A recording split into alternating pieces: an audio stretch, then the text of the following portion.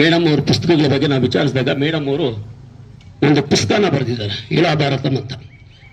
ಅದರಲ್ಲಿ ರಾಮಾಯಣ ಮಹಾಭಾರತ ಸೇರಿದಂತೆ ಇತ್ತೀಚಿನ ದಿನಗಳಲ್ಲಿ ಹೆಣ್ಣಿನ ಬಗ್ಗೆ ಏನು ಶೋಷಣೆ ಆಗ್ತಾ ಇದೆ, ಹೆಣ್ಣು ಯಾಕೆ ಇನ್ನು ಆ ಒತ್ತಡದಲ್ಲೇ ಇದ್ದಾರೆ ಅನ್ನುವಂಥದ್ದನ್ನ ಬಹಳ ಸೊಗಸಾಗಿ ಬರೆದಿದ್ದಾರೆ. ನಾನು ಬರೀ ಒಂದು 4-5 ಪೇಜ್ ಮಾತ್ರ ಓದಿದ್ದೀನಿ. ಅದನ್ನ ಅವ್ರ ಕೈಯಲ್ಲಿ ಇವತ್ತು ಎಲ್ರಿಗೂ ದಯವಿಟ್ಟು ಕೊಡಬೇಕು ಮೇಡಮ್ ಅವ್ರ ಕೈಯಲ್ಲಿ ಎಲ್ರಿಗೂ ಆ ಪುಸ್ತಕವನ್ನ ಅಂತೇಳಿ ಮನವಿ ಮಾಡ್ತಾ ಇದ್ದೀನಿ. ಹೋಗಿದ್ವಿ ಆಗ ಅವರ ಹಸ್ಬೆಂಡ್ ಶ್ರೀ ಅರವಿಂದ್ ಮಾಲವತಿ ಅವರು ಕೂಡ ನಮ್ಗೆ ಸಿಕ್ಕಿದ್ರು. ಬಹಳ ಸರಳ ಜೀವಿ, ಇವ್ರು ಯಾವ ರೀತಿ ಇದ್ದಾರೋ ಅವರು ಕೂಡ ಇನ್ನೂ ಸರಳ ಜೀವಿ ಆಗಿದ್ರು. ಅವ್ರ ಹತ್ರ ಕೂಡ ಮಾತಾಡಿ ಬಂದ್ವಿ, ಬಹಳ ಖುಷಿ ಆಯ್ತು. ಇವತ್ತು ಅವರು ಕಾರ್ಯಕ್ರಮದಲ್ಲಿ ಬಂದು ಇವತ್ತಿನ ದಿನ ಈ ಪುಸ್ತಕನ ಮೊದಲು ಬಿಡುಗಡೆ ಆಗಿದೆ. 2013ರಲ್ಲಿ ಬಿಡುಗಡೆ ಆಗಿರುವಂತಹ ಕಾರ್ಯಕ್ರಮ ಇದು ಪುಸ್ತಕ. ಇದು ಅವತ್ತಿನ ದಿನ ಅದನ್ನು ದಯವಿಟ್ಟು ತೋರಿಸ್ಬೇಕು. ಬಹಳ ಹೆಮ್ಮೆಯ ವಿಷಯ ನಮ್ಮ KF ಜಿಲ್ಲೆಗೆ. ಯಾಕೆಂತಂದ್ರೆ ಒಬ್ಬ ಪವಿತ್ರಿಯಾಗಿ ಹೆಣ್ಣುಗಳ ಬಗ್ಗೆ, ಹೆಣ್ಣು ಮಕ್ಕಳ ಬಗ್ಗೆ, ಸ್ತ್ರೀಯರ ಬಗ್ಗೆ ಅಪಾರವಾದ ಕಾಳಜಿ ಇಟ್ಕೊಂಡು ಆಳವಾದ ಅಧ್ಯಯನ ಮಾಡಿ ಒಳ್ಳೆ ಕೃತಿಯನ್ನ ರಚನೆ ಮಾಡಿದ್ದಾರೆ. ಆ ಕೃತಿಯನ್ನು ಇವತ್ತು ನಮ್ಮ ಜಿಲ್ಲೆಗೆ ನನಗೊಂದು ಅನಿರೀಕ್ಷಿತವಾದಂತಹ, ಕೇಳಿದ್ರೆ ನಾನು ಪ್ರಾಯಶಃ ಬೇಡ ಅಂತಿದ್ನೇನೋ ಗೊತ್ತಿಲ್ಲ,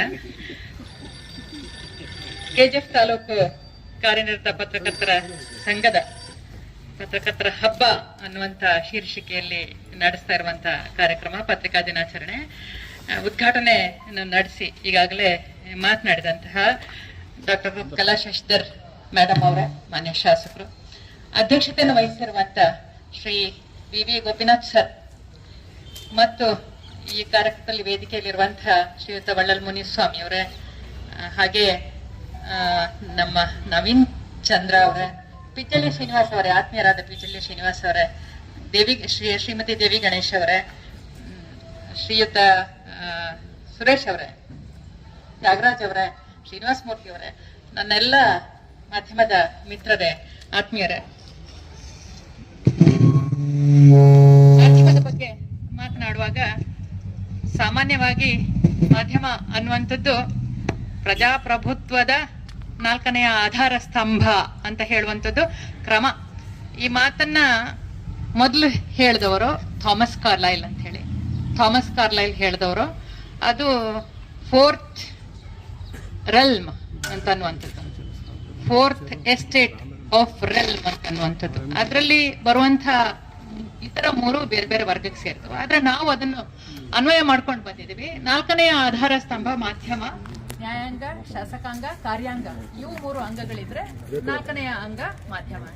4ನೇ ಆಧಾರ ಸ್ತಂಭ ಮಾಧ್ಯಮ. ಈ 4 ಆಧಾರ ಸ್ತಂಭಗಳು ಪ್ರತ್ಯೇಕವಾಗಿದ್ದುಕೊಂಡು ಇಂಡಿಪೆಂಡೆಂಟ್ ಆಗಿ ಸ್ವತಂತ್ರವಾಗಿದ್ರೆ ಮಾತ್ರ ಪ್ರಜಾಪ್ರಭುತ್ವ ಸುಸ್ಥಿತಿಯಲ್ಲಿ ಇರೋದಕ್ಕೆ ಸಾಧ್ಯ ಅಂತ. ಅದೇ ಅದರ ಮಹತ್ವವನ್ನು ಹೇಳುತ್ತೆ. ಮಾಧ್ಯಮದ ಮಹತ್ವ ಏನು ಅಂತಂದ್ರೆ ಅದು ಪ್ರತ್ಯೇಕವಾಗಿ ಸ್ವತಂತ್ರವಾಗಿ ತನ್ನ ನೆಲೆಯಲ್ಲಿ ಅದು ಕೆಲಸ ಮಾಡ್ತಾ ಹೋಗ್ಬೇಕು. ಮತ್ತೆ ಈ 4 ಅಂಗಗಳು ಕೂಡ ಪರಸ್ಪರ ಪೂರಕವಾಗಿದ್ದುಕೊಂಡು ಒಟ್ಟಾರೆಯಾಗಿ ದೇಶದ ದೃಷ್ಟಿಯಿಂದ, ಒಟ್ಟಾರೆಯಾಗಿ ರಾಷ್ಟ್ರದ ದೃಷ್ಟಿಯಿಂದ ಕೂಡ ಚೆನ್ನಾಗಿ ಕೆಲಸ ಮಾಡ್ಬೇಕು. ಪತ್ರಿಕಾ ಮಾಧ್ಯಮ ಇರಲಿ ಅಥವಾ ವಿದ್ಯುನ್ಮಾನ ಮಾಧ್ಯಮ ಇರಲಿ, ಮಾಧ್ಯಮ ಅಂದ ಕೂಡಲೇ ಮೊದಲು ನಮ್ಮ ಗಮನಕ್ಕೆ ಬರುವಂತದ್ದು, ನಮ್ಮ ಮನಸ್ಸಿಗೆ ಬರುವಂತದ್ದು ಅಭಿವ್ಯಕ್ತಿ ಸ್ವಾತಂತ್ರ್ಯದ ಪ್ರಶ್ನೆ. ಅಭಿವ್ಯಕ್ತಿ ಸ್ವಾತಂತ್ರ್ಯ ಅನ್ನುವಂಥದ್ದು ಪತ್ರಿಕೆ ಮಾತ್ರ ಅಲ್ಲ, ಬೇರೆ ಮಾಧ್ಯಮಗಳು ಮಾತ್ರ ಅಲ್ಲ, ಜನಗಳು ಕೂಡ, ಸಾಮಾನ್ಯ ಜನರು ಕೂಡ ಅಭಿವ್ಯಕ್ತಿ ಸ್ವಾತಂತ್ರ್ಯದ ಬಗ್ಗೆ ಮಾತನಾಡ್ತೀವಿ. ನಮಗೆ ಫ್ರೀಡಮ್ ಆಫ್ ಎಕ್ಸ್ಪ್ರೆಷನ್ ಅನ್ನುವಂಥದ್ದು ಒಂದು ಇದೆ ಅಂತ ಹೇಳಿ. ಆದ್ರೆ ಆ ಫ್ರೀಡಮ್ ಆಫ್ ಎಕ್ಸ್ಪ್ರೆಷನ್ ಕೂಡ ಎಷ್ಟರ ಮಟ್ಟಿಗೆ ನಾವು ಅದನ್ನು ಪ್ರದರ್ಶಿಸಬಹುದು ಅಂದ್ರೆ ಅದಕ್ಕೂ ಒಂದು ಮಿತಿ ಇದೆ ಅಂತ ನಮ್ಮ ಸಂವಿಧಾನ ಹೇಳುತ್ತೆ. ಸ್ವಾತಂತ್ರ್ಯ ಇತ್ಯಾದಿಗಳ ಬಗ್ಗೆ ಬರುವಾಗ ಒಂದು ಮಾತು ಜೊತೆಗೆ ಬರುತ್ತೆ, ರೀಸನೇಬಲ್ ರಿಸ್ಟ್ರಿಕ್ಷನ್ಸ್. ಈ ಮಾತನ್ನು ಹಿಂದೆನೂ ನಾನು ಹೇಳಿದ್ದೀನಿ. ರೀಸನೇಬಲ್ ರಿಸ್ಟ್ರಿಕ್ಷನ್ಸ್ ಅಂತ ಇರುತ್ತೆ, ಒಂದು ಮಿತಿ ಅಂತ ಇರುತ್ತೆ, ಸಕಾರಣವಾದ ಒಂದು ಮಿತಿ ಇರುತ್ತೆ ಆ ಸ್ವಾತಂತ್ರ್ಯವನ್ನು ಉಪಯೋಗಿಸೋದಕ್ಕೆ. ಏನದು ಮಿತಿ ಅಂತಂದ್ರೆ, ಕೆಲವು ವಿಷಯಗಳು ದೇಶದ ಭದ್ರತೆ ದೃಷ್ಟಿಯಿಂದ ಏನಾದ್ರೂ ತೊಂದರೆ ಆದ್ರೆ ಆ ರೀತಿಯ ತೊಂದರೆಗಳನ್ನ ಆಗುವ ಹಾಗೆ ಫ್ರೀಡಮ್ ಆಫ್ ಎಕ್ಸ್ಪ್ರೆಷನ್ ಅನ್ನೋದು ಇರಬಾರ್ದು. ದೇಶದ ಭದ್ರತೆ ದೃಷ್ಟಿಯಿಂದ ತೊಂದರೆ ಆಗಬಾರ್ದು, ದೇಶದ ಸಮಗ್ರತೆಯ ದೃಷ್ಟಿಯಿಂದ ತೊಂದರೆ ಆಗಬಾರ್ದು, ಪ್ರವೋಕ್ ಆಗುವ ರೀತಿ ಆಗಬಾರ್ದು. ಈ ತರ ಎಲ್ಲ ಒಂದೊಂದು ಮಿತಿ ಅನ್ನುವಂಥದ್ದು ಇರುತ್ತೆ. ಆ ಮಿತಿಯ ಮಧ್ಯೆ ಎಲ್ಲ ಅಂಗಗಳು ಕೂಡ ಚೆನ್ನಾಗಿ ಕೆಲಸ ಮಾಡಿದ್ರೆ ದೇಶ ಚೆನ್ನಾಗಿರ್ತದೆ, ದೇಶದ ಸಮಗ್ರತೆ ಇತ್ಯಾದಿ ಎಲ್ಲವನ್ನು ಕೂಡ ಸಾಧಿಸೋದಕ್ಕೆ ಸಾಧ್ಯ ಆಗುತ್ತೆ ಅಂತ.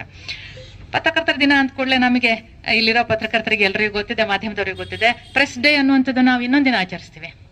ಇದನ್ನ ನಾವು ವಿಸಿಲ್ ಬ್ಲೋಯರ್ಸ್ ಡೇ ಅಂತ ಅಂತೀವಿ.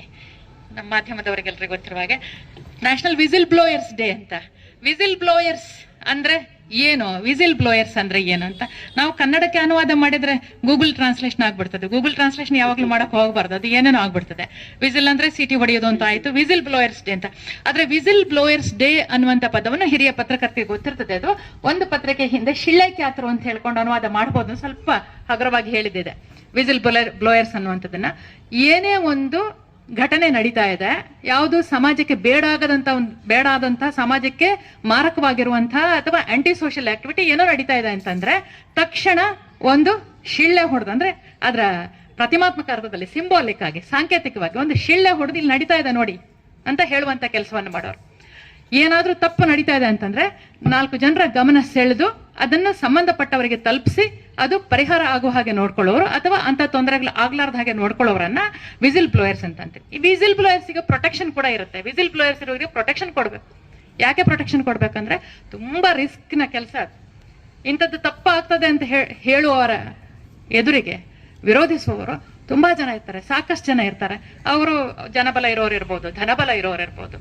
ಮತ್ತೆ ಈಗ ಮಾಧ್ಯಮದವರಿಗೆ ಎಷ್ಟರ ಮಟ್ಟಿಗೆ ಅದನ್ನೆಲ್ಲ ಎದುರಿಸುವ ಶಕ್ತಿ ಇರ್ತದೆ ಅನ್ನುವಂಥದ್ದು ಕೂಡ ಪ್ರಶ್ನೆ ಆಗುತ್ತೆ. ಎಷ್ಟರ ಮಟ್ಟಿಗೆ ಅವರು ಶಕ್ತರಾಗಿರ್ತಾರೆ ಅದನ್ನು ಎದುರಿಸೋದಕ್ಕೆ, ಮತ್ತು ತಾವು ಹಿಡಿದ ಒಂದು ಪಥ ಇರ್ತದಲ್ಲ, ನ್ಯಾಯದ ಪಥ, ಅದನ್ನ ಮುಂದುವರ್ಸ್ಕೊಂಡು ಹೋಗೋದಕ್ಕೆ ಸಾಧ್ಯ ಆಗುತ್ತೋ ಇಲ್ವಾ ಅನ್ನುವಂಥ ಪ್ರಶ್ನೆ ಕೂಡ ಯಾವಾಗ್ಲೂ ಇದ್ದೇ ಇರ್ತದೆ. ಯಾಕಂದ್ರೆ ಎದುರುಗಡೆ ಇರೋರನ್ನ ಹೇಗೆ ನಿಭಾಯಿಸಬಹುದು, ಅವ್ರಿಗೆ ಯಾವ್ಯಾವ್ದೋ ರೀತಿಯಲ್ಲಿ ಇವರನ್ನ ತೊಂದರೆಗೆ ಒಳಪಡಿಸಬಹುದು ಅಂತ. ಆ ಕಾರಣಕ್ಕೆ ವಿಸಿಲ್ ಬ್ಲೋಯರ್ಸ್ ಅನ್ನುವಂಥದ್ದು ಅವರು ಬಹಳ ಎಚ್ಚರದ ನಡಿಗೆಯನ್ನು ನಡಿಬೇಕಾಗುತ್ತೆ. ಮತ್ತೆ ಪತ್ರಿಕಾ ಮಾಧ್ಯಮ ಹಾಗೂ ಇತರ ಮಾಧ್ಯಮ ಕೂಡ ಮೊದಲಿನಷ್ಟು ಸವಲತ್ತುಗಳನ್ನು ಅಲ್ಲಿ ಕೆಲಸ ಮಾಡ್ತಾ ಇರೋವರೆಗೆ ಕೊಡ್ತಾ ಇಲ್ಲ ಅಂತ ನಾನು ಅನ್ಕೊಳ್ತೀನಿ. ಈಗ ನಮಗೆ ಪತ್ರಕರ್ತರ ಸಂಪರ್ಕ ತುಂಬಾ ಇದೆ. ನಮ್ಮ ಕುಟುಂಬದ ಜೊತೆ ಪತ್ರಕರ್ತರು, ಮಾಧ್ಯಮದವರ ಸಂಪರ್ಕ ನಮಗೆ ತುಂಬಾ ಇದೆ ಮೊದಲಿಂದಲೂ. ನಾನು ಇಲಾಖೆಗೆ ಬಂದಿದ್ದು ನಂತರ. ಹಾಗೆ ನೋಡಿದ್ರೆ ಹಿಂದಿನ ಮಾಧ್ಯಮದ ನಾಯಕರು ಯಾರಿದ್ದಾರೋ, ಮಾಧ್ಯಮದಲ್ಲಿ ಕೆಲಸ ಮಾಡ್ತಿರೋರು, ಅವರಿಗೊಂದು ಸಂಬಳದ ದೃಷ್ಟಿಯಿಂದ ಇರ್ಬೋದು, ಅವರಿಗೆ ಆರ್ಥಿಕವಾದಂತಹ ಸವಲತ್ತುಗಳು ಏನೇನು ಸಿಗ್ತವೆ ಆ ದೃಷ್ಟಿಯಿಂದ ಇರ್ಬೋದು, ಅವರೆಲ್ಲ ಸ್ವಲ್ಪ ಒಳ್ಳೆ ಸ್ಥಿತಿಯಲ್ಲೇ ಇದ್ರು ಅಂತ ನನಗೆ ಅನ್ಸುತ್ತೆ. ಅದ್ ನಂತರದಲ್ಲಿ ಈಗ ಸ್ಪರ್ಧಾ ಮನೋಭಾವ, ಹೇಗಾದ್ರೂ ನ್ಯೂಸ್ ಕೊಡ್ಬೇಕು ಅನ್ನುವಂಥದ್ದು, ಅವಸರದಲ್ಲಿ ನ್ಯೂಸ್ ಕೊಡ್ಬೇಕು ಅನ್ನುವಂಥದ್ದು, TRP ಇತ್ಯಾದಿ ಎಲ್ಲವೂ ನಡೀತಾ ಇದೆ ಅಲ್ಲ. ನಮ್ಮ ಪತ್ರಕರ್ತರು ಈಗ ಹೊಸದಾಗಿ ಸೇರುವಂತ ಪತ್ರಕರ್ತರು ಎಲ್ಲೋ ಸಂಪೂರ್ಣವಾಗಿ ಪತ್ರಕರ್ತರಾಗಿ ಕೆಲಸ ಮಾಡ್ಲಿಕ್ಕೆ ಆಗೋದಿಲ್ಲ. ಎಲ್ಲ ಒಂದ್ ಸ್ವಲ್ಪ ಸಮಯ ಪತ್ರಕರ್ತರಾಗಿ ಕೆಲಸ ಮಾಡ್ಬೇಕು, ಅಥವಾ ಒಂದಿಷ್ಟು ಸುದ್ದಿಗಳನ್ನು ಕೊಡ್ಬೇಕು, ಬೇರೆ ಯಾವ್ದಾದ್ರು ಕೆಲಸ ಇರೋರಾಗಿರ್ಬೇಕು, ಇನ್ನೊಂದು ಅರ್ನಿಂಗ್ ಅವ್ರಿಗೆ ಇರ್ಬೇಕು, ಒಂದು ಸಂಪಾದನೆ ಮೂಲ ಅವ್ರಿಗೆ ಇರ್ಬೇಕು. ಈ ರೀತಿ ಇರೋದ್ರಿಂದ ಸ್ವಲ್ಪ ಅವರಿಗೆ ಅದನ್ನ ತಡ್ಕೊಳ್ಳುವಂತ ಶಕ್ತಿ, ಒಂದು ವೇಳೆ ಹಾಗೆ ವಿರೋಧಗಳು ಬಂದಾಗ ಅದನ್ನ ತಡ್ಕೊಳ್ಳುವಂತ ಶಕ್ತಿ ಇಲ್ಲದೆ ಇರುವಂತದ್ದು ಕೂಡ ಸಾಧ್ಯ ಆಗ್ಬೋದು. ಈ ಫ್ರೀಡಮ್ ಆಫ್ ಎಕ್ಸ್ಪ್ರೆಷನ್ ಮತ್ತು ರೀಸನಬಲ್ ರೆಸ್ಟ್ರಿಕ್ಷನ್ಸ್ ಬಗ್ಗೆ ಹೇಳಿದ್ನಲ್ಲ, ಪತ್ರಕರ್ತರು ಬಹಳ ಜವಾಬ್ದಾರಿಯಲ್ಲಿ ನಿಭಾಯಿಸ್ಬೇಕು. ಮಾಧ್ಯಮ ಅನ್ನೋದು ಕನ್ನಡಿ ಇದ್ದ ಹಾಗೆ, ಸಮಾಜಕ್ಕೆ ಹಿಡಿದಂತ ಕನ್ನಡಿಯಲ್ಲಿ ನಮ್ಮ ಮುಖ ನಮ್ಮ ಮುಖ ಚೆನ್ನಾಗಿ ಕಾಣಲ್ಲ ಅಂತ ನಾವು ಹೇಳಬಾರ್ದು. ಯಾಕಂದ್ರೆ ನಮ್ಮ ಮುಖ ಹೇಗಿದೆಯೋ ಹಾಗೆ ಕಾಣಿಸುತ್ತೆ ಕನ್ನಡಿಯಲ್ಲಿ. ನಮಗೆ ಕನ್ನಡಿಯಲ್ಲಿ ನೋಡಿದಾಗ ನಮ್ಮ ಮುಖ ಚೆನ್ನಾಗಿ ಕಾಣಲ್ಲ, ಕೊರೆ ಕಾಣಿಸಿದೆ ಅಂತಂದ್ರೆ ನಮ್ಮ ಮುಖ ಹಾಗೆ ಇದೆ ಅಂತ ಅರ್ಥ. ಎಲ್ಲ ನಾವು ಕನ್ನಡಿಯನ್ನು ನೋಡ್ಕೊಂಡು ನಮ್ಮನ್ನು ನಾವು ತಿದ್ಕೊಳ್ಳೋದಕ್ಕೆ ಪ್ರಯತ್ನ ಪಡ್ಬೇಕು. ಇನ್ನು ಕೆಲವು ಕನ್ನಡಿಗಳಿರ್ತವೆ, ಈ ಜಾತ್ರೆಗಳಲ್ಲಿ ಇಟ್ಟಿರ್ತಾರೆ, ಒಂದು 10-15 ಕನ್ನಡಿಗಳು ಸಾಲಾಗಿ ಇಟ್ಟಿರ್ತಾರೆ. ಒಂದು ಕನ್ನಡಿ ನಮ್ಮನ್ನು ಹಿಂಗೆ ಕಡ್ಡಿ ತರ ತೋರಿಸ್ತದೆ, ಇನ್ನೊಂದು ಕನ್ನಡಿ ನಮ್ಮನ್ನ ತುಂಬಾ ಗುಡಾಣ ದೇಹದ ವ್ಯಕ್ತಿಯಾಗಿ ತೋರಿಸ್ತದೆ, ಇನ್ನೊಂದು ಕನ್ನಡಿ ನಮ್ಮ ದೊಡ್ಡ ಕಣ್ಣು, ಸಣ್ಣ ಮೂಗು, ಚಪ್ಪಟೆ ಮುಖ ಈ ತರ ತೋರಿಸ್ತದೆ.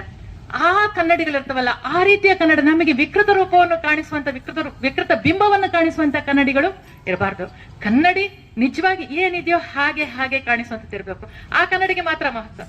ಯಾವ ಮಾಧ್ಯಮ ಸುದ್ದಿಯನ್ನು ಬಹಳ ನೈಜತೆಯಿಂದ ಸ್ಪಷ್ಟವಾಗಿ ಕೊಡುತ್ತೋ, ಯಾವುದೇ ಪಕ್ಷಪಾತ ಇಲ್ಲದೆ ಕೊಡುತ್ತೋ, ಆ ವರ್ತಮಾನ ಪತ್ರಿಕೆಯನ್ನು, ಆ ಮಾಧ್ಯಮವನ್ನು ಜನ ನೆಚ್ಚುತ್ತಾರೆ, ನಂಬ್ತಾರೆ. ಈ ಮಾಧ್ಯಮದಲ್ಲಿ ಬಂತ ಇದು ನೈಜ, ಇದು ಸತ್ಯವಾದ ಸುದ್ದಿ ಅನ್ಕೋತಾರೆ. ಈ ಪತ್ರಿಕೆಯಲ್ಲಿ ಬಂತ ಇದು ನಿಜವಾದ ಸುದ್ದಿ ಅಂತ ಅಂತಾರೆ. ಹಾಗಂತ ಅಲ್ಲಿ ಕೆಲಸ ಮಾಡುವವರಿಗೆ ಯಾವುದೋ ಅವಕಾಶ ಇಲ್ವಾ ಅವ್ರ ಅಭಿಪ್ರಾಯ ವ್ಯಕ್ತಪಡಿಸಕ್ಕೆ ಅಂತಂದ್ರೆ, ಒಂದು ಪತ್ರಿಕೆಯಲ್ಲಿ ಸಂಪಾದಕೀಯ ಅಂತ ಒಂದಿರುತ್ತೆ. ಸಂಪಾದಕೀಯ ತಕ್ಕ ಮಟ್ಟಿಗೆ ಪತ್ರಿಕೆ, ನಮ್ಮ ಹಿರಿಯ ಪತ್ರಕರ್ತರಿಗೆಲ್ಲ ಗೊತ್ತು, ಸಂಪಾದಕೀಯ ತಕ್ಕ ಮಟ್ಟಿಗೆ ಒಂದು ತಮ್ಮ ಅಭಿಪ್ರಾಯವನ್ನು ಹೇಳೋದಕ್ಕೆ ಅವಕಾಶವನ್ನು ಕೂಡ ಕೊಡುತ್ತೆ. ಆದ್ರೆ ಪತ್ರಿಕೆ ಯಾವಾಗಲೂ ಕೂಡ ನಿಷ್ಪಕ್ಷವಾಗಿರ್ಬೇಕು. ನಮಗೆ ಮೊದಲೆಲ್ಲೂ ಹೇಳ್ತೀವಿ, ಪತ್ರಿಕೆಯಲ್ಲಿ ಎಷ್ಟೆಲ್ಲ ವಿಧಗಳಿವೆ ಅಂತಂದ್ರೆ, ಆವಾಗಿಂದ ಬೇರೆ ಬೇರೆ ಪತ್ರಿಕೆಗಳು, ಕೆಲವರು ಟ್ಯಾಬ್ಲೆಟ್ ಪತ್ರಿಕೆ ಅಂದ್ರು, ಪೀತ ಪತ್ರಿಕೆಗಳು, ಎಲ್ಲೋ ಜರ್ನಲಿಸಮ್, ಅದು ಇದು ಎಲ್ಲವೂ ಇದೆ. ಅದರ ಮಧ್ಯೆ ಒಂದು ಒಳ್ಳೆ ಪತ್ರಿಕೆ ಜನಗಳ ಜನಗಳ ಮೆಚ್ಚುಗೆ ಗಳಿಸಿ.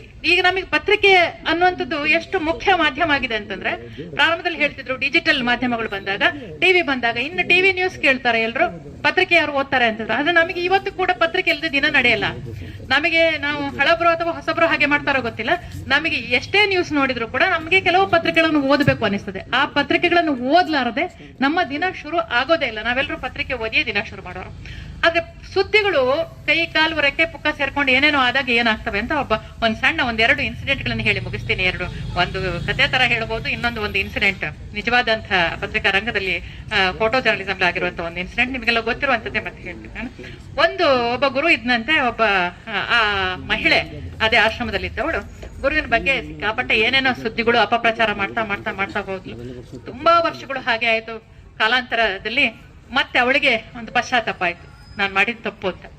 ಒಂದಿನ ಗುರುವಿನ ಹತ್ರ ಬಂದು ಹೇಳಿದ್ಲು, ಸ್ವಾಮಿ ತಪ್ಪು ಮಾಡಿದ್ದೀನಿ, ನಾನು ನಿಮ್ ಬಗ್ಗೆ ಸಿಕ್ಕಾಪಟ್ಟೆ ಅಪಪ್ರಚಾರ ಮಾಡಿದ್ದೀನಿ, ಸುಳ್ಳುಗಳನ್ನೆಲ್ಲ ಸುದ್ದಿಗಳನ್ನ ಹಬ್ಬಿಸ್ಬಿಟ್ಟಿದ್ದೀನಿ, ನನ್ನನ್ನು ಕ್ಷಮಿಸ್ಬಿಡಿ ದಯವಿಟ್ಟು ಅಂತ. ಗುರುಗಳು ಆಕೆನ ಕರ್ಕೊಂಡು ಹೋದ್ರಂತೆ ಮೇಲೆ ಕಟ್ಟಡದ ಮೇಲ್ಗಡೆ ಕರ್ಕೊಂಡು ಹೋದ್ರಂತೆ. ಕರ್ಕೊಂಡು ಹೋಗ್ಬಿಟ್ಟು ಆಕೆ ಕೈಲಿ ಒಂದು ಹಾಳೆನ ಕೊಡ್ತಾರೆ. ಆ ಹಾಳೆನ 2 ತುಂಡು ಮಾಡು ಅಂತ ಹೇಳಿದ್ರಂತೆ. 2 ತುಂಡು ಮಾಡಿದ್ಲು. ಇನ್ನೊಂದ್ 2 ತುಂಡು ಮಾಡು, 4 ತುಂಡು ಮಾಡಿದ್ಲು. ಅದನ್ನ ಇನ್ನೂ ಸಣ್ಣ ಸಣ್ಣ ಸಣ್ಣ ಸಣ್ಣ ತುಂಡು ಮಾಡುವಂತ ಹಾಗೆ ಒಂದಷ್ಟು ತುಂಡು ಮಾಡಿದ್ಲು. ಸಣ್ಣ ಸಣ್ಣ ತುಕಡಿಗಳು, ಒಂದಷ್ಟು ಅಂಗೈ ತುಂಬಾ ಸಣ್ಣ ಸಣ್ಣ ಸಣ್ಣ ಸಣ್ಣ ಸಣ್ಣ ತುಂಡುಗಳು. ಇಷ್ಟನ್ನು ನೀನು ಈ ತಾರಸಿ ಮೇಲಿಂದ ಗಾಳಿಯಲ್ಲಿ ಹಾರಿಬಿಡು. ಆಕೆ ಅದನ್ನ ಗಾಳಿಯಲ್ಲಿ ಹಾರಿಬಿಟ್ಟು ಎಲ್ಲೆಲ್ಲ ಹೋಯ್ತದು. ಕೆಲವು ನೀರಲ್ಲಿ ಬಿತ್ತು, ಒದ್ದೆ ಆಯ್ತು, ಕೆಲವು ಮರದ ಮೇಲೆ ಬಿತ್ತು, ಕೆಲವು ಪೊದೆ ಮೇಲೆ ಬಿತ್ತು, ಕೆಲವು ಎಲ್ಲೆಲ್ಲೋ ಬಿತ್ತು. ಎಲ್ಲ ಆದ ನಂತರ ಗುರು ಹೇಳಿದ್ರು ಅವಳಿಗೆ, ನೀನು ಈಗ ನನಗೆ ಆ ಹಾಳೆನ ಹಾಗೆ ತಂದು ಕೊಡು ಅಂತ. ಆಗಲ್ಲ ಸ್ವಾಮಿ, ಹೆಂಗಾಗುತ್ತೆ ಆ ಹಾಳೆನ ತಂದು ಕೊಡೋದಕ್ಕೆ? ನನಗೆ ಎಲ್ಲೆಲ್ಲೋ ಬಿದ್ದಿದೆ, ಅದು ಒಂದು ಚೂರು ಅಲ್ಲಿ ಬಿತ್ತು, ಒಂದ್ ಚೂರು ಇಲ್ಲಿ ಬಿತ್ತು, ಎಲ್ಲಿ ಹೋಯ್ತೋ ಗೊತ್ತಿಲ್ಲ ನನಗೆ. ಯಾವ್ದೊಂದು ವಾಹನದೊಳಗೆ ಹೋಗ್ಬಿಟ್ಟು ಎಲ್ಲೋ ಹೋಯ್ತು, ಯಾವ್ದೋ ಕಟ್ಟಡದೊಳಗೆ ಹೋಯ್ತು, ಕಿಟಕಿ ಒಳಗೆ ತೂರಿ ಹೋಯ್ತು ಗಾಳಿಯಲ್ಲಿ, ಎಲ್ಲಿಂದ ತರ್ಲಿ ನಾನು ಅದನ್ನಂತ. ಈಗ ನೀನ್ ಮಾಡಿರೋ ಕೆಲಸ ಹೀಗಾಗಿದೆ, ಈಗ ಕ್ಷಮೆ ಕೇಳ್ಬೋದು, ಆದ್ರೆ ಏನ್ ಆಯ್ತೋ ಅದನ್ನ ಸರಿಪಡಿಸ್ಲಿಕ್ಕೆ ಸಾಧ್ಯ ಆಗಲ್ಲ ಅಂತ. ಈ ಎಚ್ಚರ ಅನ್ನೋದಿದೆಲ್ಲ ಆದ್ರಿಂದಲೇ ಪತ್ರಿಕೆಗೆ ಒಂದು ಸತ್ಯನಿಷ್ಠೆ ಅನ್ನುವಂತ, ಮತ್ತೆ ಪದೇ ಹೇಳ್ತೀನಿ ಪತ್ರಿಕೆ ಬಗ್ಗೆ ಹೇಳಿದಾಗ, ಒಂದು ಸತ್ಯನಿಷ್ಠೆ ಅನ್ನುವಂಥ ಸತ್ಯ ಏನಿದೆ, ನಿಜವಾದ್ದೇನಿದೆ ಅದನ್ನ ಪ್ರಸ್ತುತಪಡಿಸುವಂತ ಜವಾಬ್ದಾರಿ ಇರುತ್ತೆ. ಮತ್ತು ಅದನ್ನ ಎಲ್ಲೂ ಈಗ ನಮ್ಮಲ್ಲಿ ಒಂದು ಪರ್ಯಾಯ ವಿಚಾರಣೆ ಅಂತ ಬರುತ್ತೆ, ಪತ್ರಿಕಾ ವಿಚಾರಣೆ ಅಂತ ಒಂದು ಪದನೇ ಇದೆ. ಪತ್ರಿಕಾ ವಿಚಾರಣೆ ಅಂತ ಒಂದು ಪದ ಇದೆ. ಪತ್ರಿಕಾ ವಿಚಾರಣೆ ಆದಾಗ ಒಂದು ಘಟನೆಯ ಬಗ್ಗೆ ಜನಗಳಲ್ಲಿ ಆ ಭಾವನೆ ಎಷ್ಟರ ಮಟ್ಟಿಗೆ ಹೋಗ್ಬಿಡ್ತದೆ ಮನಸ್ಸಲ್ಲಿ ಅಂತಂದ್ರೆ, ಕೊನೆಗೆ ಈವನ್ ನ್ಯಾಯಾಲಯದಲ್ಲಿ ಕೂಡ ಪತ್ರಿಕೆಯಲ್ಲಿ ಏನು ಅಭಿಪ್ರಾಯ ಬಂತು ಅದೇ ಸತ್ಯ ಅನ್ನುವಂಥ ಭಾವನೆ ಅಲ್ಲಿ ತನಕ ಹೋಗುವಂತದ್ದಾಗುತ್ತೆ.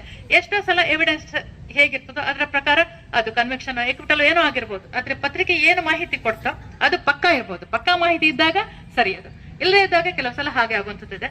ಇನ್ನೊಂದು ಬಹಳ ಮುಖ್ಯವಾಗಿ ಪತ್ರಕರ್ತರ ಬಗ್ಗೆ ಮತ್ತು ಜರ್ನಲಿಸಂ ಬಗ್ಗೆ ಬರುವಂತ ಟೀಕೆ ಏನು ಅಂತಂದ್ರೆ, ಅದಂದ್ರೆ ಹಿಂದೆ ಒಂದು ಸೊಮಾಲಿಯಾದ ಒಂದು ಫೋಟೋ ಜರ್ನಲಿಸ್ಟ್, ಅದು ನಿಮಗೆಲ್ಲ ಗೊತ್ತಿರ್ತದೆ, ಅದು ಫೋಟೋ ಜರ್ನಲಿಸ್ಟ್ ಒಬ್ರು ಕೆವಿನ್ ಕಾರ್ಟರ್ ಅಂತ ಹೇಳ್ಕೊಂಡು ಅವರೊಂದು ಫೋಟೋನ ಕ್ಲಿಕ್ ಮಾಡ್ತಾರೆ. ಅದು ಒಂದು ಕೃಶವಾಗಿರುವಂತ ದೇಹದ ಒಂದು ಮಗು, ಅದು ಹುಡುಗಿ ಅಂತ ಅವರು ಅಂದ್ಕೊಂಡಿರ್ತಾರೆ. ಅದು ಹಾಗೆ ಮುಂದೆ ಹೋಗ್ತಾ ಇರುವಂತದ್ದು, ಮತ್ತು ಅದ್ರ ಮುಂದೆ ಆ ಮಗು ಮುಂದೆ ಒಂದು ರಣಹದ್ದು ವಲ್ಚರ್ ಅದು ಕಾಯ್ತಾ ಇದೆ. ಯಾವಾಗ ಇದು ಜೀವ ಹೋಗುತ್ತೆ ಅದಕ್ಕೆ ಆಹಾರ ಆಗುತ್ತೆ, ಆ ತರ ಕಾಯ್ತಾ ಇದೆ. ಆ ಫೋಟೋನ ಅವರು ಕ್ಲಿಕ್ ಮಾಡ್ತಾರೆ. ಕ್ಲಿಕ್ ಮಾಡಿದ್ರೆ ಅವರಿಗೆ ಪ್ರಶಸ್ತಿ ಬರುತ್ತೆ, ಆ ಫೋಟೋಗೆ ಸಂಬಂಧಪಟ್ಟ ಹಾಗೆ ಪ್ರಶಸ್ತಿ ಬರುತ್ತೆ. ದ ಸ್ಟ್ರಗ್ಲಿಂಗ್ ಗರ್ಲ್ ಅಂತ ಹೇಳ್ಕೊಂಡು, ಆ ಫೋಟೋದ ಹೆಸರು ಸ್ಟ್ರಗ್ಲಿಂಗ್ ಗರ್ಲ್ ಅಂತ ಹೇಳ್ಕೊಂಡು. ಅದ್ರ ನಂತರ ಗೊತ್ತಾಗುತ್ತೆ ಅದು ಹೆಣ್ಮಗು ಅಲ್ಲ ಗಂಡು ಮಗು ಅಂತ ಹೇಳಿ ಆಮೇಲೆ ಗೊತ್ತಾಗುತ್ತೆ. ಪ್ರಶಸ್ತಿ ಬಂದ ನಂತರ ಅವರಿಗೆ ಟೀಕೆಗಳು ಅಷ್ಟೇ ಬರ್ತವೆ. ಇವರ ರೆಸ್ಪಾನ್ಸಿಬಿಲಿಟಿ, ಹೊಣೆಗಾರಿಕೆ ಏನಾಗಿತ್ತು? ಕೇವಲ ಅದು ಫೋಟೋ ತೆಗೆದು ಜನರಿಗೆ ತಲುಪಿಸೋದು ಮಾತ್ರ ಆಗಿತ್ತಾ, ಅಥವಾ ಆ ಸಂದರ್ಭದಲ್ಲಿ ಅವ್ರು ಏನಾದ್ರೂ ಮಾಡಬಹುದಾಗಿತ್ತ? ಆ ಮಗುನ ಉಳಿಸೋದಕ್ಕೆ ಏನಾದ್ರೂ ಮಾಡಬಹುದಾಗಿತ್ತ? ಯಾವ ಇನ್ಸಿಡೆಂಟ್ ಆದ್ರೂ, ಯಾವ ಘಟನೆ ಆದ್ರೂ ಅಷ್ಟೇ, ಆ ಕ್ಷಣ ಮನುಷ್ಯನಾಗಿ ಏನು ಮಾಡಬಹುದಾಗಿತ್ತು? ಪತ್ರಕರ್ತನಾಗಿ ಏನ್ ಮಾಡ್ಬೇಕು ಅದನ್ನ ಮಾಡಿದ್ರು, ಫೋಟೋ ಜರ್ನಲಿಸ್ಟ್ ಆಗಿ ಏನ್ ಮಾಡ್ಬೇಕೋ ಮಾಡಿದ್ರು, ಮನುಷ್ಯನಾಗಿ ಏನ್ ಮಾಡಬಹುದಾಗಿತ್ತು, ಯಾಕೆ ಮಾಡ್ಲಿಲ್ಲ ಅನ್ನುವಂಥ ಪ್ರಶ್ನೆಗಳು, ಟೀಕೆಗಳೆಲ್ಲ ಬಂತು. ಕೊನೆಗೆ ಆತ ತನ್ನ 33ನೇ ವಯಸ್ಸಿನಲ್ಲಿ ಕೆವಿನ್ ಕಾರ್ಟರ್ ಆತ್ಮಹತ್ಯೆ ಮಾಡ್ಕೋತಾನೆ. ಅಂದ್ರೆ ಒಂದು ಮನುಷ್ಯತ್ವದ ಮಿಡಿತ ಹೇಗೆ ಅದಕ್ಕೆ ಪ್ರತಿಕ್ರಿಯೆಯಾಗಿ ಬರುತ್ತೆ ಅಂತ ಆತನ ಒಳಗೆ ಅದು ಎಲ್ಲ ಒಂದು ಪಾಪ ಪ್ರಜ್ಞೆ ತರ ಉಳ್ಕೊಂಡು ಬಂದಿರ್ಬೋದು. ನಾನು ಇನ್ನೊಂದು ಉದಾಹರಣೆ ಕೊಡ್ತೀನಿ. ಪತ್ರಕರ್ತರು ಒಂದ್ ಕಡೆ, ನಾನು ಸಂಸ್ಥೆಯ ಬಗ್ಗೆ ಹೆಸರು ಎಲ್ಲ ಹೇಳೋದಿಲ್ಲ, ಒಂದ್ ಕಡೆ ಬೀದಿ ಬದಿಯ ಮಹಿಳೆಯರ ಬಗ್ಗೆ ಒಂದು ರಿಪೋರ್ಟ್ ಮಾಡಕ್ಕೆ ಅಂತ ಹೋದ ಇಬ್ರು ಪತ್ರಕರ್ತರು. ಅಲ್ಲಿ ಬೀದಿ ಬದಿಯಲ್ಲಿರುವಂತ ಮಹಿಳೆ ಕೇಳ್ತಾಳೆ, ನೀವು ಲೇಖನ ಏನೋ ಬರೀತೀರಿ, ಸ್ಟೋರಿ ಮಾಡಿದ್ರಿ, ಹೆಸರು ಗಳಿಸ್ಕೊಂಡ್ರಿ, ಫೋಟೋ ಹಾಕೊಂಡ್ರಿ, ಆದ್ರೆ ನಮ್ಮ ವಿಷಯದಲ್ಲಿ ಏನ್ ಮಾಡಿದ್ರಿ ನೀವು? ನಮ್ಮನ್ನು ಕ್ಯಾಪಿಟಲ್ ಮಾಡ್ಕೊಂಡು, ನಮ್ಮನ್ನು ಬಂಡವಾಳ ಮಾಡ್ಕೊಂಡು ಮಾಡಿದ್ರಿ ನೀವು ಅಂತ. ಆ ಕೂಡ್ಲೆ ಆ ಇಬ್ರು ಪತ್ರಕರ್ತರು ಏನ್ ಮಾಡಿದ್ರು ಅಂತಂದ್ರೆ ಒಂದು ಸಂಸ್ಥೆ ಮಾಡಿಬಿಟ್ಟು, ಆ ಸಂಸ್ಥೆ ಈಗ ದೊಡ್ಡ ಮಟ್ಟಕ್ಕೆ ಬೆಳೆದಿದೆ. ಪಿಚಳಿ ಶ್ರೀನಿವಾಸ್ ಅವರಿಗೆ ಗೊತ್ತಿರ್ಬೋದು, ಸಂಸ್ಥೆ ದೊಡ್ಡ ಮಟ್ಟಕ್ಕೆ ಬೆಳೆದಿದೆ. ಎಷ್ಟೋ ಜನ ಆತರ ಇರುವಂತ ಹೆಣ್ಮಕ್ಳಿಗೆ ಆಶ್ರಯ ತಾಣ ಆಗಿದೆ. ಎಷ್ಟೋ ಜನ ಮಕ್ಕಳು ಅನಾಥರು ಅಂತ ಅನಿಸ್ಕೊಂಡವರು, ಅವರಿಗೆಲ್ಲ ಅವಕಾಶವನ್ನು ಕೊಟ್ಟು ಬೆಳೆಸುವಂತ ರೀತಿ ಇಂಥ ಕೆಲಸವನ್ನು ಪತ್ರಕರ್ತರು ಮಾಡಿದ್ದಾರೆ. ನಮ್ಮ ಮುಂದೆ ಬಹಳ ಮಹಾನ್ ಅಂತ ಕರೆಸ್ಕೊಳ್ಳುವಂತ ಪತ್ರಕರ್ತರ ಪಟ್ಟಿ ಸಾಕಷ್ಟು ದೊಡ್ಡದಿದೆ. ಸಾಕಷ್ಟು ಉತ್ತಮ ಕೆಲಸವನ್ನು ಮಾಡಿದಂತ ಪತ್ರಕರ್ತರು ಇದ್ದಾರೆ. ಅದರಿಂದ ಈ ಟೀಕೆಗಳು ಇರ್ತವೆ. ಆ ಟೀಕೆಗಳಿಗೆ ಸರಿಯಾದ ಉತ್ತರ ಒಳ್ಳೆಯ ಪತ್ರಕರ್ತರ ನಡವಳಿಕೆ ಮೂಲಕ, ಒಳ್ಳೆಯ ಪತ್ರಿಕಾ ಮಾಧ್ಯಮದ ಮೂಲಕ ಸಿಕ್ಕುತ್ತೆ. ಇನ್ನು ನಮ್ಮಲ್ಲಿ ಪತ್ರಿಕೆ ಎಷ್ಟು ನಿಯಂತ್ರಣ ಮಾಡಬಹುದು. ಕೆಲವು ಸಲ ನಮಗೆ ಯಾವಾಗ ಮೂಲತಃ ಟಿವಿ ಬಂದಾಗ್ಲೇ ಮತ್ತು ಖಾಸಗೀಕರಣ ಬಂದಾಗ ಆ ಸುದ್ದಿ ಎದ್ದಿತ್ತು. ಈಗ ನಮ್ಮ ಪತ್ರಕರ್ತರು, ಪತ್ರಿಕಾ ಮಾಧ್ಯಮಗಳು ಎಷ್ಟರ ಮಟ್ಟಿಗೆ ಉಳಿತವೆ ಇಲ್ಲಿ ಅನ್ನುವಂಥ ಪ್ರಶ್ನೆ. ಡಿಜಿಟಲ್ ಬಂದಾಗ, ಡಿಜಿಟಲ್ ಮಾಧ್ಯಮಗಳು ಬಂದಾಗ ಎಲ್ಲಾ ಸುದ್ದಿಗಳು ಡಿಜಿಟಲ್ ಮಾಧ್ಯಮದ ಮೂಲಕ ಹೋಗೋದ್ರಿಂದ ಈ ಪತ್ರಿಕಾ ಮಾಧ್ಯಮ ಹಾಗೆ ಉಳಿತದ ಅಂತ ಎಲ್ಲ ಸವಾಲುಗಳನ್ನು ಎದುರಿಸಿಕೊಂಡು ಪತ್ರಿಕಾ ಮಾಧ್ಯಮ ಇವತ್ತಿನ ತನಕ ಇದೆ.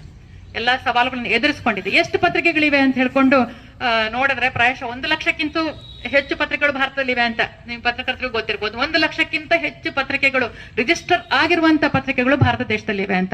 ಇನ್ನು ಟಿವಿ ಚಾನೆಲ್ಗಳು ಸುಮಾರು 1,000ಕ್ಕಿಂತ ಹೆಚ್ಚಿರ್ಬೋದು. ಯೂಟ್ಯೂಬ್ ಅಲ್ಲಿ ಲೆಕ್ಕವೇ ಇಲ್ಲ. ಒಬ್ಬೊಬ್ರು 2, 3 ಏನು ಮಾಡ್ಬೋದು. ಅದನ್ನ ಲೆಕ್ಕಕ್ಕೆ ಬಿಟ್ಟು ಪತ್ರಿಕೆಗಳು, ಟಿವಿ ಚಾನೆಲ್ಗಳು ಇಷ್ಟು ಸಂಖ್ಯೆಯಲ್ಲಿವೆ. ಇಷ್ಟೆಲ್ಲದರ ಮಧ್ಯೆ ನಂಬಲರ್ಹವಾಗಿರುವಂತಹ, ನೈಜವಾಗಿರುವಂತಹ ಒಳ್ಳೆಯ ಸುದ್ದಿಗಳನ್ನು ಕೊಡುವಂತ ಪತ್ರಿಕೆಗೆ ಯಾವತ್ತೂ ಕೂಡ ಗೌರವ ಇದೆ. ಆ ಗೌರವ ಏನಿದೆ ಅದು ಅಂಥ ಪತ್ರಿಕೆಗಳು 4ನೇ ಆಧಾರ ಸ್ತಂಭವಾಗಿರುವಂತವು. ನಮ್ಮ ಇಡೀ ಪ್ರಜಾಪ್ರಭುತ್ವಕ್ಕೆ ಆಧಾರ ಸ್ತಂಭವಾಗಿರುವಂತಹ ಪತ್ರಿಕೆಗಳು ಮತ್ತು ಮಾಧ್ಯಮಗಳು. ಇವುಗಳನ್ನ ನಾವು ಎಲ್ಲರೂ ಕೂಡ ಗೌರವಿಸ್ತಾರೆ. ಈ ಮಾತನ್ನು ಹೇಳ್ತೀನಿ. ಪತ್ರಕರ್ತರು, ಇಂತಹ ಪತ್ರಿಕರ್ತರು, ಇಂತಹ ಮಾಧ್ಯಮದಲ್ಲಿ ಕೆಲಸ ಮಾಡ್ತಾ ಇರೋರು, ಮತ್ತೆ ಹಿರಿಯ ಪತ್ರಕರ್ತರು, ಅವ್ರ ಬಗ್ಗೆ ಸಾಕಷ್ಟು ಗೌರವ ಎಲ್ರಿಗೂ ಇರುತ್ತೆ. ಎಲ್ಲಾ ಕ್ಷೇತ್ರದಲ್ಲಿ ಕೆಲಸ ಮಾಡೋರು ಕೂಡ ಇರುತ್ತೆ. ಇವತ್ತಿನ ಈ ಪತ್ರಕರ್ತರ ಸಂಘದ ಪತ್ರಿಕಾ ದಿನಾಚರಣೆ, ಪ್ರೆಸ್ ಡೇ ಅಥವಾ ವಿಸಿಲ್ ಬ್ಲೋಯರ್ಸ್ ಡೇ, ಯಾವ್ದಾದ್ರು ಕೂಡ ಪತ್ರಿಕಾ ದಿನಾಚರಣೆ ತುಂಬಾ ಚೆನ್ನಾಗಿ ಆಯೋಜನೆ ಆಗಿದೆ. ಮತ್ತು ಈ ಸಂದರ್ಭದಲ್ಲಿ ನನಗೆ ತುಂಬಾ ಅನಿರೀಕ್ಷಿತವಾಗಿ ನನಗೊಂದು ಸಂತೋಷದ ವಿಷಯ ಕೂಡ, ನನ್ನ ಪುಸ್ತಕ ಇಲ್ಲಿ ನಾನು ಎಂದು ಕೂಡ ಆ ಪುಸ್ತಕಗಳನ್ನ ತಂದಿಲ್ಲ. ಅಂದ್ರೆ ನನ್ನ ಒಂದೊಂದು ಪ್ರತಿ ನನ್ನ ಹತ್ರ ಇದೆ ಹೊರತು ಯಾವತ್ತೂ ಕೂಡ ಅದನ್ನ ಆ ಪುಸ್ತಕದ ಬಗ್ಗೆ ಚರ್ಚೆ ಮಾಡಿಲ್ಲ, ಏನೂ ಇಲ್ಲ. SP ಆಗಿ ಬಂದಿದ್ದೀನಿ, SP ಆಗಿ ಕೆಲಸ ಮಾಡ್ಕೊಂಡು ಹೋಗ್ತಾ ಇದ್ದೀನಿ ಅಷ್ಟೇ. ಆ ಬರಹಕ್ಕೆ ಸಂಬಂಧಪಟ್ಟ ಒಂದು ಮುಖವನ್ನು ಕೂಡ ಪರಿಚಯ ಮಾಡಿಕೊಡುವಂತ ನಿಮ್ಮ ಒಂದು ಆಸಕ್ತಿ ಏನಿದೆ. ಮತ್ತೆ ಈ ಪುಸ್ತಕಗಳನ್ನು ಇಲ್ಲೇ ಕೊಟ್ಟಿದ್ದು ನಾನು ಖಂಡಿತವಾಗಿಯೂ ನಿರೀಕ್ಷೆನೂ ಮಾಡಿಲ್ಲ. ನನಗೆ ಯಾರು ಹೇಳಲೂ ಇಲ್ಲ. ತ್ಯಾಗರಾಜ್ ಅವರು ಬಂದ್ರು, ಅವರು ಹೇಳಲಿಲ್ಲ ನನಗೆ ಇನ್ವೈಟ್ ಮಾಡಿದಾಗ. ನನಗೆ ಆ ಕಾರಣಕ್ಕೆ ನಿಮಗೆ ನಾನು ಧನ್ಯವಾದ ಹೇಳ್ತೀನಿ. ನನ್ನ ಕೃತಜ್ಞತೆಗಳನ್ನು ಸಲ್ಲಿಸ್ತೀನಿ ಪತ್ರಕರ್ತರ ಬಳಗಕ್ಕೆ. ಮತ್ತೊಮ್ಮೆ ನನ್ನ ಎಲ್ಲಾ ಆತ್ಮೀಯ ಪತ್ರಕರ್ತರುಗಳಿಗೂ ನಾನು ಮಾತನಾಡುವಾಗ ಪ್ರಾಯಶಃ ತುಂಬಾ ಹೊಗಳಿ ಹೇಳಿಲ್ಲ. ಮೇಡಮ್ ಹೇಳಿದ್ರು. ಮೇಡಮ್ ಹೇಳುವಂತ ಮಾತುಗಳಿಗೆ ನನ್ನ ಸಹಮತ ಇದೆ. ಪತ್ರಕರ್ತರು ಎಲ್ಲರೂ ಚೆನ್ನಾಗಿ ಕೆಲಸ ಮಾಡ್ತಾ ಇದ್ದಾರೆ ಅನ್ನುವಂಥದ್ದು. ಚೆನ್ನಾಗಿ ಕೆಲಸ ಮಾಡದೆ ನೀವು ದೀರ್ಘಕಾಲದಲ್ಲಿ ಇರಕ್ ಸಾಧ್ಯ ಇಲ್ಲ. ನೀವು ದೀರ್ಘಕಾಲದಲ್ಲಿ ಒಂದು ಕ್ಷೇತ್ರದಲ್ಲಿ ಕೆಲಸ ಮಾಡ್ತೀರಿ ಅಂದ್ರೆ ನೀವು ಚೆನ್ನಾಗಿ ಕೆಲಸ ಮಾಡ್ತಾ ಇದ್ದೀರಿ ಅಂತಲೇ ಅರ್ಥ. ಚೆನ್ನಾಗಿ ಕೆಲಸ ಮಾಡದೇ ಇದ್ದ ಪಕ್ಷದಲ್ಲಿ 1 ತಿಂಗಳು 2 ತಿಂಗಳಲ್ಲಿ ವಾಪಸ್ ಹೋಗ್ಬೇಕಾಗತ್ತೆ. ಯಾಕಂದ್ರೆ ಹೇಗೆ ನೀವು ಸಮಾಜವನ್ನು ನೋಡ್ತಿರೋ ಅದೇ ರೀತಿ ಪತ್ರಕರ್ತರು ನೋಡುವಂತ ಕಣ್ಣುಗಳು ಸಾಕಷ್ಟಿವೆ. ಅಲ್ಲಿಂದ ಇಲ್ಲಿಂದ ಹೋಗುತ್ತೆ. ನೀವು ಪತ್ರಕರ್ತರ ಉದಾಹರಣೆಗಳನ್ನ ನೀವು ಕೇಳಿರ್ತೀರ, ಹಲವು ಪತ್ರಕರ್ತರ ಉದಾಹರಣೆಗಳು. 2 ತಿಂಗಳಲ್ಲೇ ವಾಪಸ್ ಹೋಗುವಂಥದ್ದು ಅಥವಾ 5-6 ತಿಂಗಳಲ್ಲಿ ವಾಪಸ್ ಹೋಗುವಂಥದ್ದು. ದೀರ್ಘಕಾಲದಲ್ಲಿ ಇದೇ ರೀ ಪತ್ರಕರ್ತರು ಒಂದು ಕ್ಷೇತ್ರದಲ್ಲಿ ಅಂತಂದ್ರೆ ನೀವು ಚೆನ್ನಾಗಿ ಕೆಲಸ ಮಾಡ್ತಾ ಇದ್ದೀರಿ ಅಂತ ಅರ್ಥ. ನೀವು ಸರಿಯಾದ ಅರ್ಥದಲ್ಲಿ ಪ್ರಜಾಪ್ರಭುತ್ವದ 4ನೇ ಸ್ತಂಭವಾಗಿ ಕೆಲಸ ಮಾಡ್ತಾ ಇದ್ದೀರಿ ಅನ್ನುವಂಥದ್ದೇ ಅರ್ಥ. ಅದರಿಂದ ನಿಮ್ಗೆಲ್ರಿಗೂ ಈ ವಿಷಯಕ್ಕೆ ಸಂಬಂಧಪಟ್ಟಾಗ ಅಭಿನಂದನೆಗಳನ್ನು ಹೇಳ್ತಾ, ಪತ್ರಕರ್ತರ ಏನು ಸಂಘಟನೆ ಇದೆಲ್ಲ ಇದು ಇನ್ನಷ್ಟು ಶಕ್ತವಾಗಿ ಒಳಿತಿನ ಕಡೆಗೆ ಕೆಲಸ ಮಾಡ್ಲಿ ಅಂತ ಆಶಿಸ್ತಾ, ಕೆಲಸ ಮಾಡ್ತಾ ಇರೋದಕ್ಕೆ ಶುಭ ಹಾರೈಸ್ತಾ ನಾನು ಮಾತುಗಳನ್ನು ಮುಗಿಸ್ತೀನಿ. ಕಾಣ್ತಾ ಇದೆ ಎಲ್ಲಾದ್ರೂ ಒಂದ್ ಮದ್ವೆ ಕಾರ್ಯಕ್ರಮದಲ್ಲಿ ಎಲ್ರು ಒಂದೇ ತರ ಡ್ರೆಸ್ ಕೋಡ್ ಹಾಕೊಂಡಂಗೆ ನನ್ನ ಪತ್ರಿಕಾ ಸೋದರರು, ನನ್ನ ಪತ್ರಿಕಾ ಮಾಧ್ಯಮದ ಸೋದರರು ಒಂದೇ ಡ್ರೆಸ್ ಕೋಡ್ ಅಲ್ಲಿ ಕಾಣಿಸ್ತಾ ಇರುವಂತದ್ದು. ಇವತ್ತು ವೇದಿಕೆನೂ ಕೂಡ ತುಂಬಾ ಅರ್ಥಪೂರ್ಣವಾಗಿರುವಂತ ಮತ್ತೆ ಗೌರವವಾಗಿರುವಂತ ಅವ್ರವ್ರದೇ ಕ್ಷೇತ್ರದಲ್ಲಿ ಬಹಳ ಅರ್ಥಪೂರ್ಣವಾಗಿ ಸೇವೆ ಮಾಡ್ಕೊಂಡಿರುವಂತವ್ರು ಕೂಡ ಇವತ್ತು ವೇದಿಕೆಯನ್ನ ಹಂಚಿಕೊಂಡಿದ್ದಾರೆ. ಅದರಲ್ಲಿ ನಾನು ನನ್ನ KGF ಕ್ಷೇತ್ರದ SP ಮೇಡಮ್ ಅವರು ಮತ್ತೆ ಅವರ ಸೇವೆ ಮತ್ತೆ ಸರಳತೆ, ಮತ್ತೆ ಅವರು ಒಂದೇ ಕ್ಷೇತ್ರದಲ್ಲಿ ಸೇವೆ ಮಾಡ್ತಾ ಇಲ್ಲ, 2-3 ಕ್ಷೇತ್ರದಲ್ಲೂ ಕೂಡ ಅವರ ಸೇವೆ ಇದೆ. ಜನಪದ ಕಲಾವಿದರಲ್ಲೂ ಕೂಡ ನಾವು ಇವತ್ತು ಈ ವೇದಿಕೆಯನ್ನ ಹಂಚಿಕೊಂಡಿರೋದನ್ನ ನೋಡ್ತಾ ಇದೀವಿ. ಪಿಚ್ಚಳ್ಳಿ ಅವರ ಸಾಹಿತಿಗಳು ಕೂಡ ಆಗಿದ್ದಾರೆ. ಅವ್ರ ಬಗ್ಗೆ ನನ್ಗೆ ಹೆಮ್ಮೆ ಇದೆ. ಅದಾದ್ಮೇಲೆ ಶ್ರೀನಿವಾಸ್ ಅಣ್ಣ ಅಂತ ಯಾವಾಗ್ಲೂ ನಾವು ಅಷ್ಟೇ ಹೇಳ್ತೀವಿ. ಪಿಚ್ಚಳ್ಳಿ ಅವರು ನನ್ನ ಕ್ಷೇತ್ರದವ್ರೆ, ಬಹಳ ಚೆನ್ನಾಗಿ ಹಾಡುಗಳನ್ನ ಹಾಡ್ತಾರೆ. ಬಹಳ ಚೆನ್ನಾಗಿ ಕೆರೆಗಳ ಬಗ್ಗೆ ಇರ್ಬೋದು, ರೈತರ ಬಗ್ಗೆ ಇರ್ಬೋದು, ಅವ್ರು ಆಡೋ ಅಂತ ಹಾಡು ಎಲ್ರೂನು ಒಂದು ಕ್ಷಣ ಹೇಗೆ ನಮ್ಗೆ ಅವರ ಭಾವನೆಗಳನ್ನ ಅರ್ಥ ಮಾಡ್ಸುತ್ತೆ ಅಂತಂದ್ರೆ ಬಹಳ ಖುಷಿ ಆಗುತ್ತೆ. ಅದು ಮತ್ತೆ ನಮ್ಮ ಎಸ್ ಪಿ ಮೇಡಮ್ ಅವರು ಈ ಜಾಗಕ್ಕೆ ಬರೋರ್ಗು ಕೂಡ ಅವ್ರ ಕವಿಗಳು ಅನ್ನುವಂಥದ್ದು ನಮ್ ಗಮನಕ್ಕೆ ಇರ್ಲಿಲ್ಲ. ಅದಾದ್ಮೇಲೆ ನಮ್ಗೆ ಅದ್ರ ಬಗ್ಗೆನೂ ಹೆಮ್ಮೆ ಇದೆ ಅವ್ರ ಬಗ್ಗೆ. ಅವ್ರ ಡ್ಯೂಟೀಸ್ ಯಾವ ರೀತಿ ಎಕ್ಸಿಕ್ಯೂಟ್ ಮಾಡ್ತಾರೆ, ಅದ್ರ ಜೊತೆಯಲ್ಲೂ ಕೂಡ ಭಾವನೆಗಳನ್ನ ಅರ್ಥ ಮಾಡ್ಕೊಂಡು ಅದನ್ನ ತಿಳಿಸುವಂತ ಒಂದು ಪ್ರಯತ್ನ ಮಾಡ್ತಾ ಇದ್ದಾರೆ. ಅವ್ರಿಗೂ ಅದರಲ್ಲಿ ಯಶಸ್ಸು ಸಿಗ್ಲಿ, ಶ್ರೇಯಸ್ಸು ಸಿಗ್ಲಿ. ನನ್ನ ಹಾಗೆ ಅವರು ಒಂದು ಹೆಣ್ಮಗು, ಬಹಳ ಒಳ್ಳೆ ಸೇವೆಯನ್ನ ಮಾಡುವಂತದನ್ನ ಆಯ್ಕೆ ಮಾಡ್ಕೊಂಡಿದ್ದಾರೆ. ಬಹಳ ಚಾಲೆಂಜಸ್ ಬರುತ್ತೆ, ಮೆಟ್ಟಿ ನಿಲ್ಲೋ ಆ ಧೈರ್ಯ, ಸಾಹಸ ಅವರಲ್ಲಿ ಕಾಣ್ತಾ ಇದ್ದೀನಿ ಇತ್ತೀಚಿನ ದಿನಗಳಲ್ಲಿ. ಖಂಡಿತ ಅವ್ರಿಗೆ ಒಳ್ಳೇದಾಗ್ಲಿ ಅಂತ ಹೇಳ್ತಾ, ನನಗೆ ಹಿರಿಯರು, ಮಾರ್ಗದರ್ಶಕರು, ಪ್ರತಿ ಸಂದರ್ಭದಲ್ಲೂ ರಾಯರ ಒಂದು ಮುಖವಾಡ ಅವರಲ್ಲಿ ನೋಡುವಂತ ನಾನು ಹೆಮ್ಮೆಯಿಂದ ಹೇಳ್ತೀನಿ.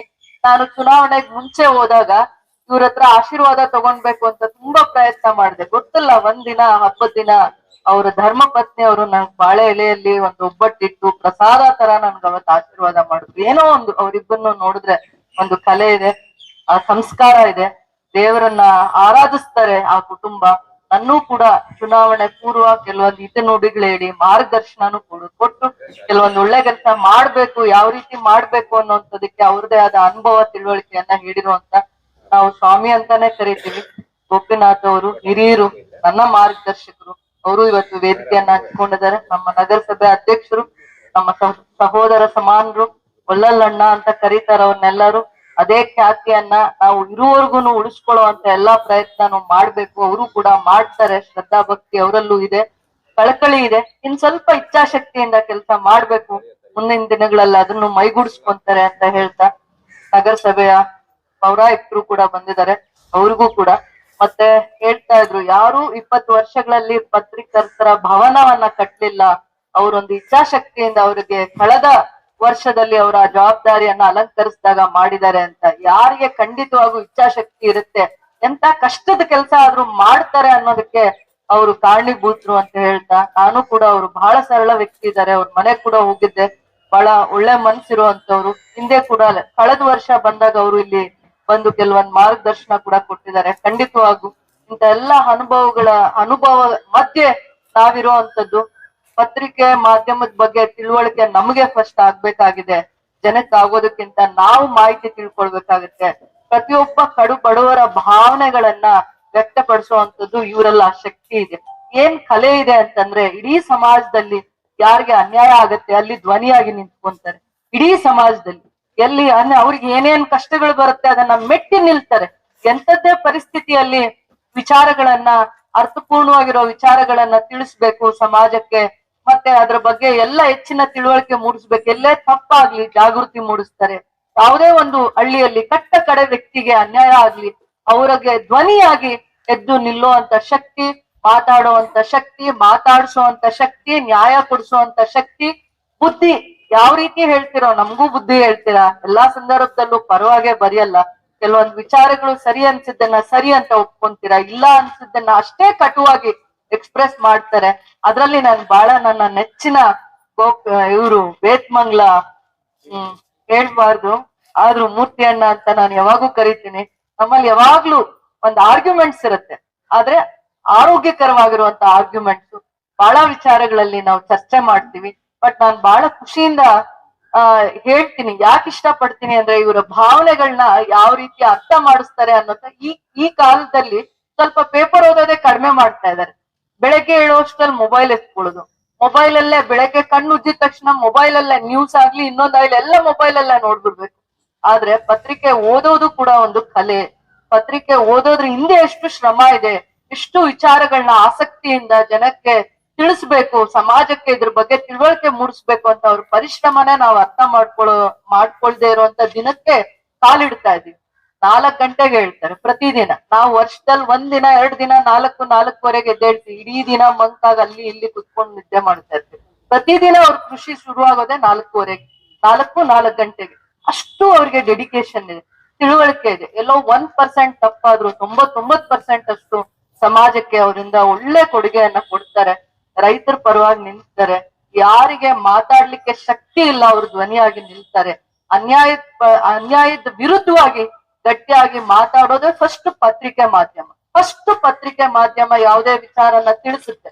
ಯಾರು ಅಂತಾನು ಭಯ ಪಡಲ್ಲ. ನೀನ್ ಡಾಕ್ಟರ್ ಆಗು, ನೀನ್ MLA ಆಗು, ನೀನ್ ಇನ್ನೊಂದಾಗು ಮತ್ತೊಂದಾಗು, ನೀನು ಎಲ್ಲೋ ಒಂದ್ ಹತ್ರ ತಿಳಿದೇ ತಪ್ಪು ಮಾಡಿದ್ರೆ ಅದನ್ನ ಗುರ್ತಿಸಿ ನಿಮ್ಮ ಪೆನ್ನಿಗೆ ಎಷ್ಟು ಶಕ್ತಿ ಇದೆ, ನಿಮ್ಗೆ ಎಷ್ಟು ಶಕ್ತಿ ಇದೆ ಅನ್ನುವಂಥದ್ದನ್ನ ನಾವ್ ಇದ್ರಲ್ಲೇ ತಿಳ್ಕೊಳ್ಬೇಕು. ಅದು ಈ ದಿನಗಳಲ್ಲಿ ಕ್ಷೀಣಿಸುವಂತ ಕೆಲಸ ಆಗ್ತಾ ಇದೆ.